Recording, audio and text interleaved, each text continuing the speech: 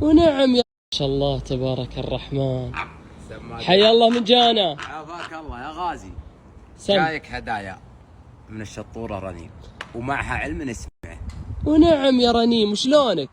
يا غازي ابو خطيب له يجيب لك العنز مكسوره. وش نسوي؟ جايبت لك غزال والغيده فلامينغو. فلامينغو، بيض الله وجهك يا رنيم واسعدك الله سعادة الدارين. قول يا مين. لحظة أنا بسألك، هذه الهدايا من فين جايبتها يا رنيم؟ هذه الهدايا جايبتها من محميتي. عندك محمية ما شاء الله. ما شاء الله ما شاء هذه الله. رنيم عندها محمية كبيرة في الطايف، ما شاء الله. مختصة بأندر أنواع الحيوانات سواء في الجزيرة أو مستوردة من برا. ما شاء الله. عندك هذا من أندر أنواع الغزران. ما شاء الله.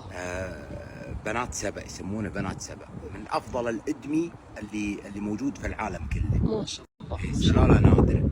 ما شاء الله. شكرا يا رنيم، ما قصرتي يا الشيخة. وش سم. بوضح لجمهورك ومتابعينك اللي نفسه يشوف الحيوانات في مكان جميل يزورهم، واللي يبي سلالات نادرة من الحيوانات البرية يتواصل معهم. عندهم شيء ما تتخيله ولا يطرح. انا بزوركم بنفسي يا رنيم في المحمية ان شاء الله. خلاص تسمحين لي ازوركم؟ قل الله يحييك. البيت بيتك. ما شاء الله ما شاء الله ما شاء الله. الله حلو الطاير هذا. جميل ما شاء الله.